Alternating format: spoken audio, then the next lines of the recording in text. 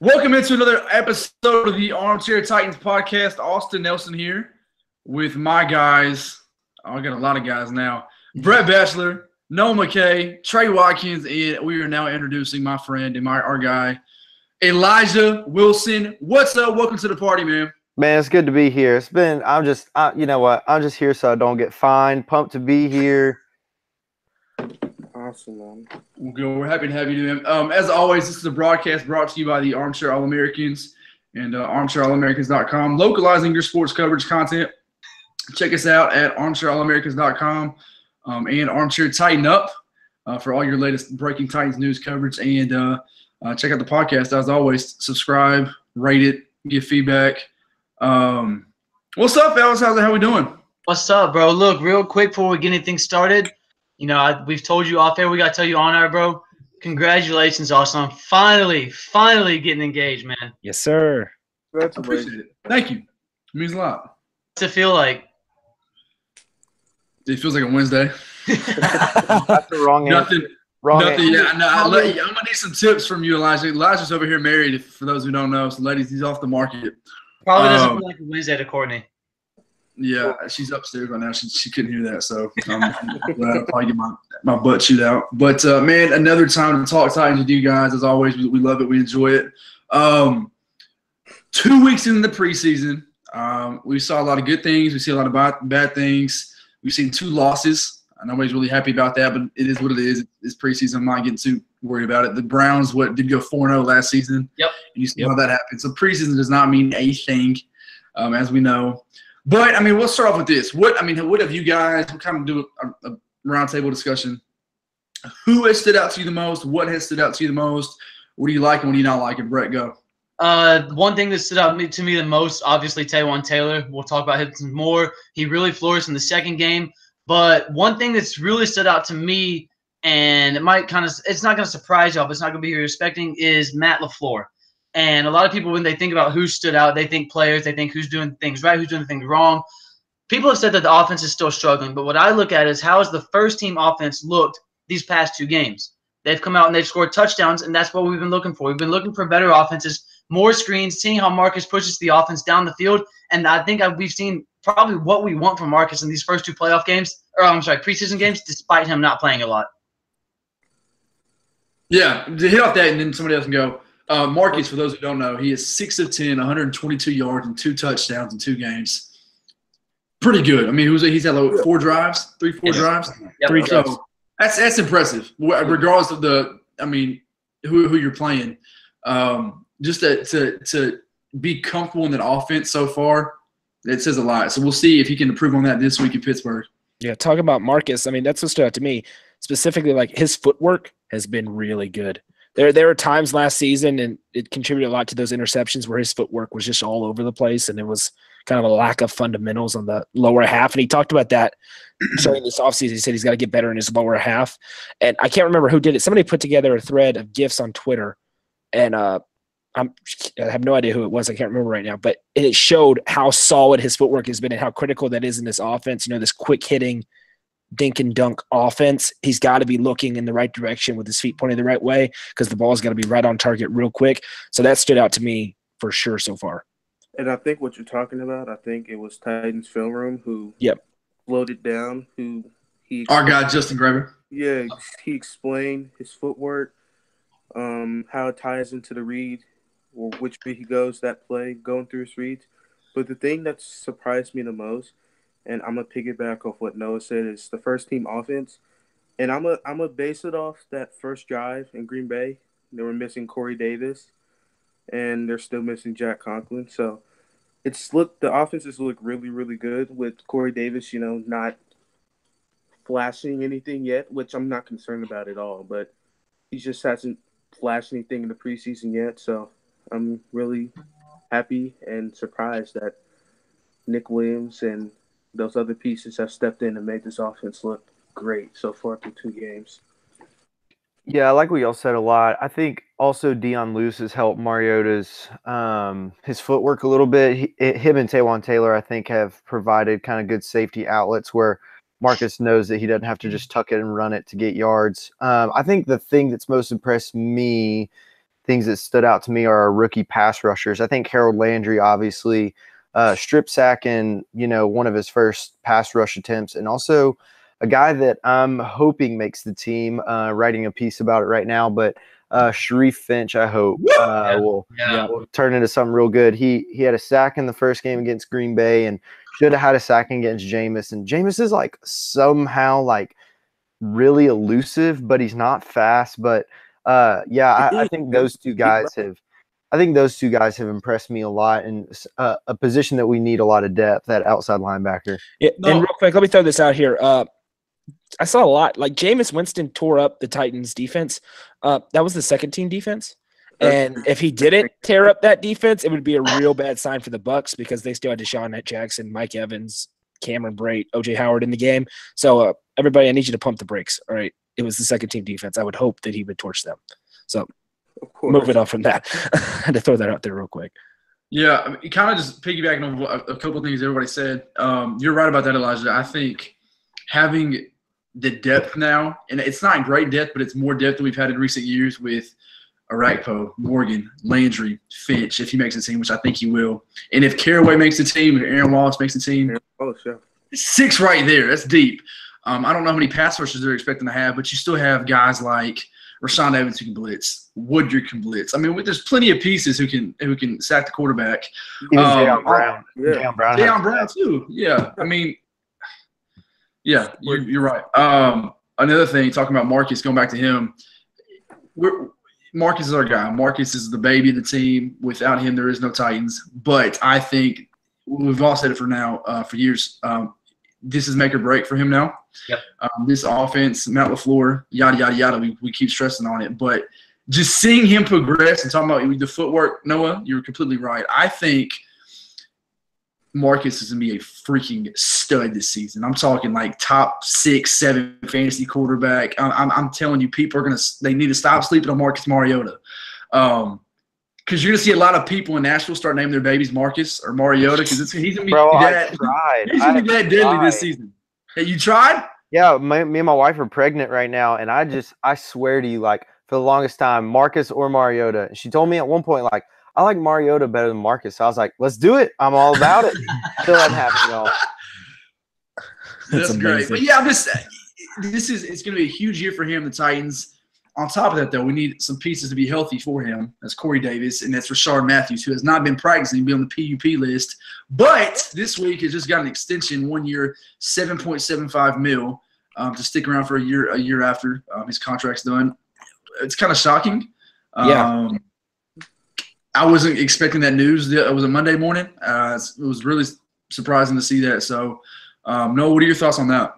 I'm with you. It was weird. I mean, it's different to see a guy who's injured sign a contract extension because he has no leverage at that point. But I think it just shows you, the value that John Robinson thinks that Rashard Matthews brings to this team. He's kind of that solid, dependable wide receiver 2 on the outside alongside of Corey Davis that Mariota clearly trusts. He continuously goes to him and Delaney Walker more than anybody else in this offense. So, I mean, he's definitely valuable to the offense. And it also, I think, is a little bit reassuring that whatever this injury isn't just horrendous. They obviously think he's going to bounce back from it with no problem. And we're just speculating. We have no idea what's going on. We're not going to know at least until September if he's not healthy by then what's wrong with him, at least what body part's wrong with him. But, I think he's one of the most valuable, if not the most valuable receiver on the roster. So props to John Robinson for locking him down for another year after this one. But you're right. It's weird because we don't know exactly what's wrong with him because he's catching passes. Now you'll see videos of him catching passes. He's running routes.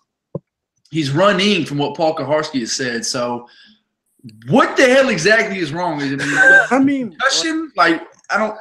But a concussion that's lasted you since minicamp? Yeah, no, I'm being sarcastic. Yeah, I know. I'm with you. Like the deal. So I'm with you. It's weird to see him get an extension, especially with him being on the PUP list. But we know what Rashard is and what he can be for the team. So I have no problem with it. Yeah, and it was weird that he signed the deal without his agent, which is super, super weird to me. That was what Paul Kaharski was saying, and evidently it's just like a super team-friendly deal. So I'm like pumped about it as a fan, but I'm like, Rashard, what are you doing, bro? And yeah, like the deal that next year after this year, it's no guaranteed money. Yeah, it's just It's a team option basically. So again, I don't know what he's doing. So and it's probably behind closed doors, and we'll probably never know. So. Yeah. He's signed, so that's really all I care about. He flourishes in the Titans offense. He's done well ever since he came over from Miami.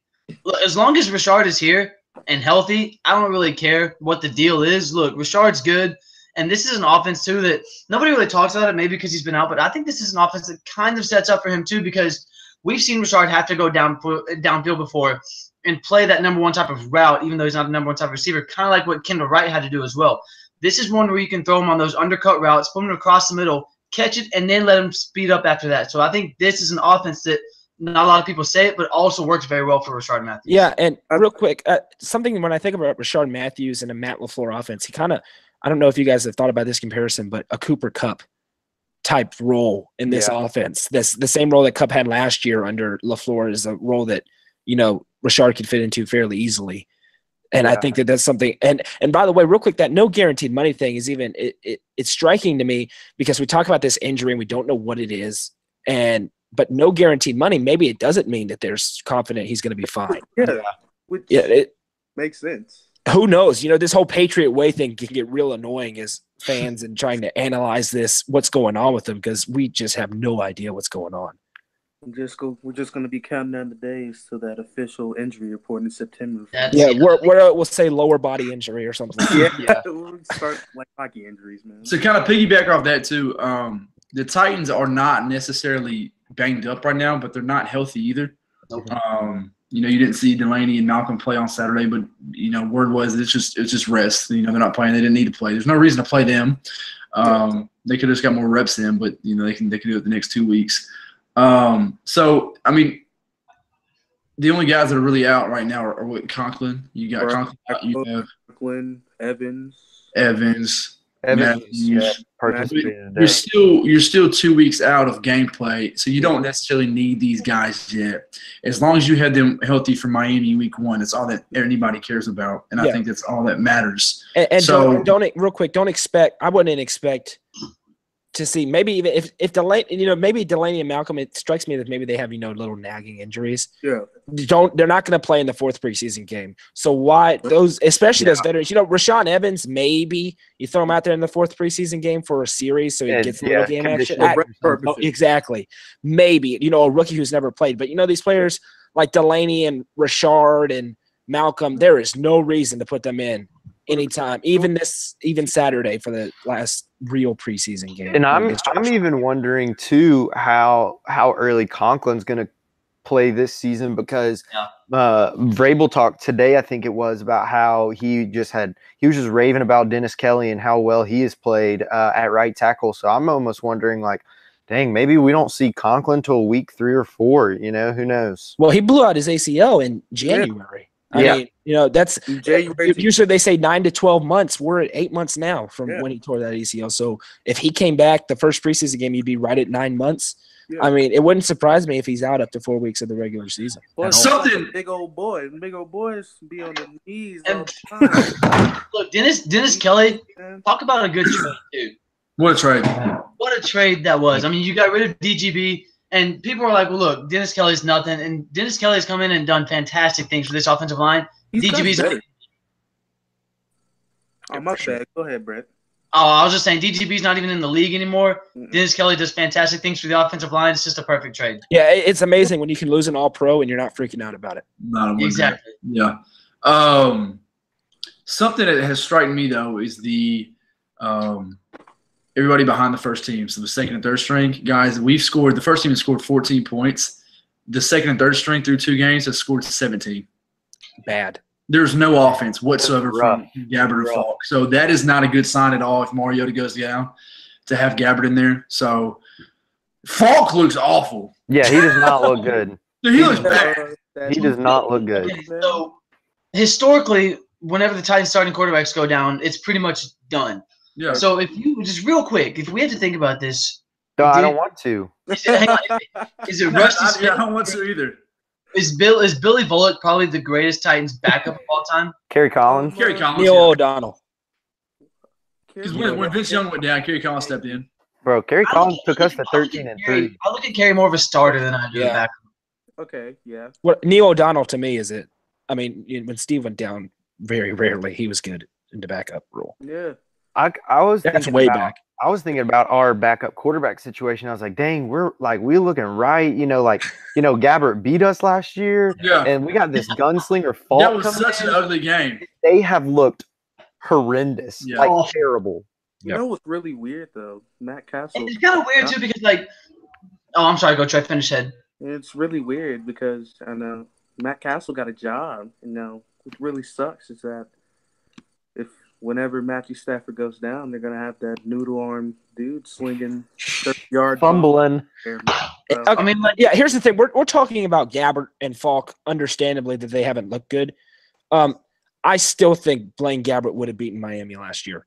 oh, I mean, yeah, all yeah, Matt that's no Castle doubt. had to do was make one throw somewhere. Maybe. even though he didn't fumble that football, He did not fumble that football. And so that's the thing you really you want a quarterback backup who can win an ugly game.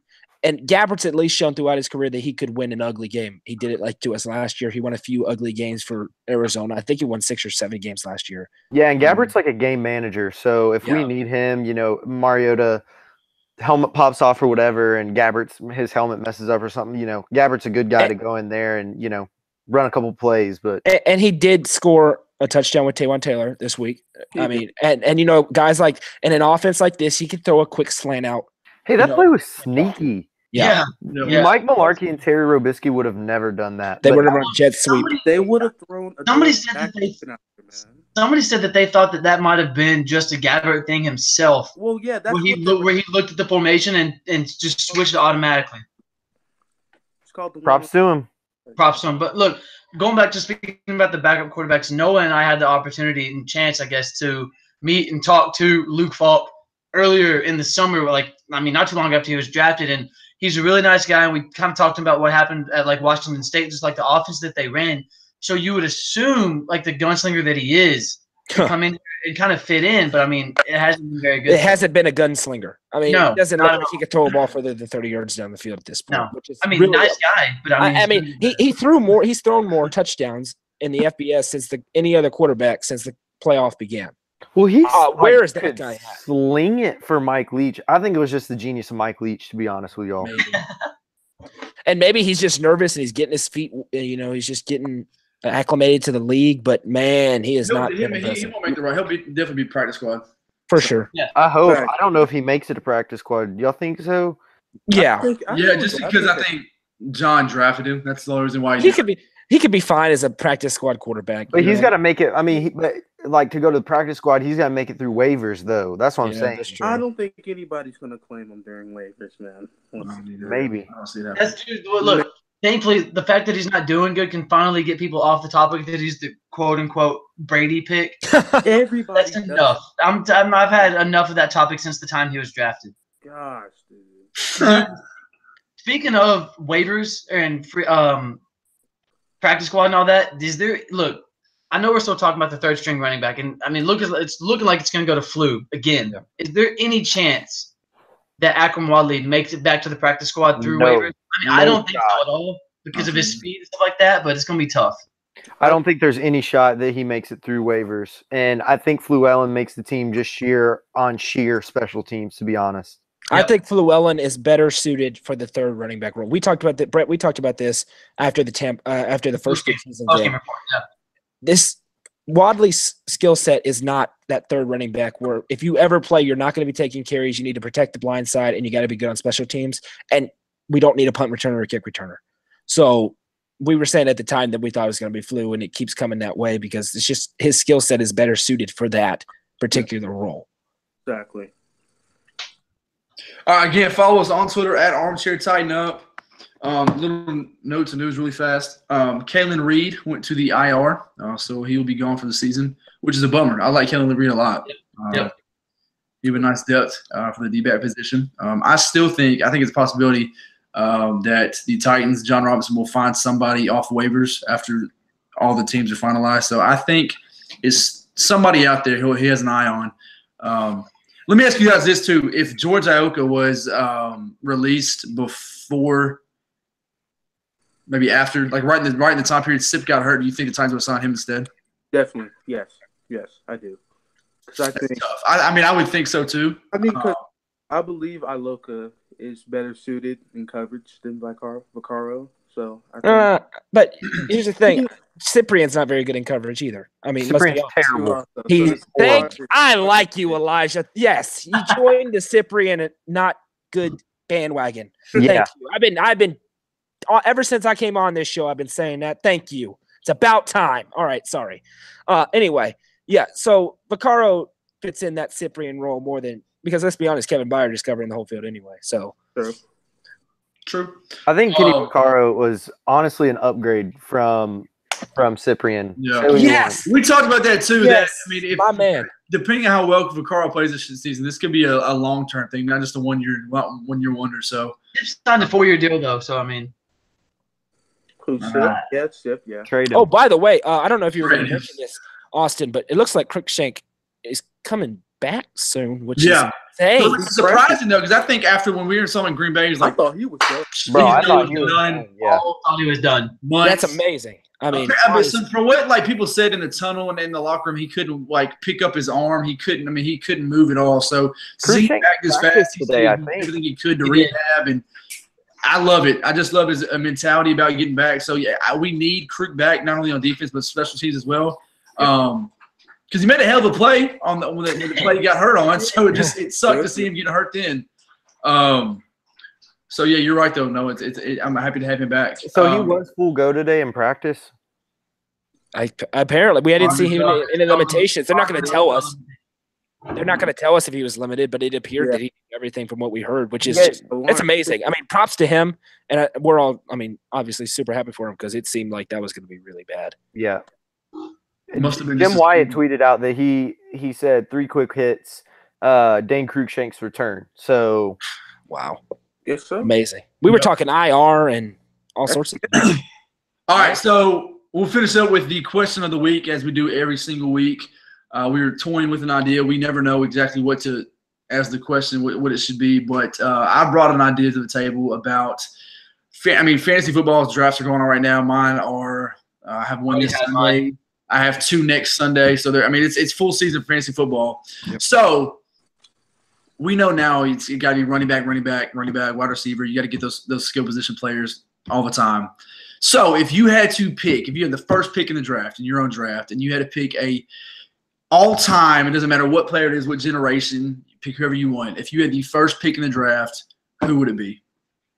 I think, man, it came down to 3 people for me, but I know he didn't play long because he got hurt, but you give me a healthy Bo Jackson. Dang, that was me, bro. Anybody else, that's what I'm going for. A healthy Bo, give it to me every single day. I'm going to go the guy who had the best fantasy season of all time, LaDainian Tomlinson. I'm glad you said that because I was going to go LT. You got to think about guys like Barry Sanders put up a bunch of yards and touchdowns. You got guys like Marshall Faulk, Jerry Rice. Right, I'm going to go not running back just because I think he's the greatest wide receiver of all time, and I'm going former Titan Randy Moss. Bro, y'all quit stealing my Rand University. Dang, Rand U, baby. Throw it up. So I'm going Randy Moss. If I had to choose between 2, it would either be Terrell Owens or Barry Sanders. As you know, you got to pick one, Trey. I can't pick one. You got to pick one. You get the first pick. You can't pick 2 people. One. All right. Top of your head. Give me Barry Sanders. I'll take. If you pick T.O. overall, you're an idiot. Hey, it's Trey. Don't feel bad. I had a guy this week in a fantasy draft, 12-team league, take Phillip Rivers, number 3 overall. Oh my! Can't make a worse pick than that. Can't make a worse. I can't make it up, dude. It's unbelievable. I couldn't believe it. You see me right now, but my jaw is on the floor. What? Rivers? Yeah. And then he tells me, I was like, what are you doing? He goes, he's a Chargers fan. I was like, well, you could have had Melvin Gordon or Keenan Allen. And he goes, no, Rivers always gives up more points than he's expected to. And, he's always underrated. And I'm like, you better run that league, bro. You better run that league. I don't get if I don't get to the championship in this league, I got to stop talking about it. Was AB still on the board? Yeah, no. Okay, the top 2 overall were Todd Gurley, and then I picked Le'Veon Bell. He picked Phillip Rivers right after.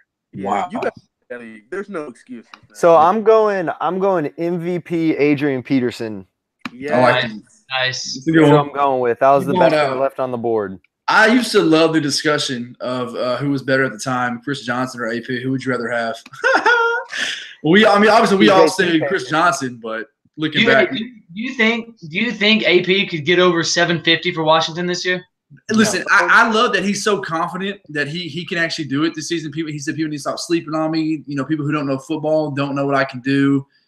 I'm just not believing it. Adrian Peterson's rookie season were when the dinosaurs were still here.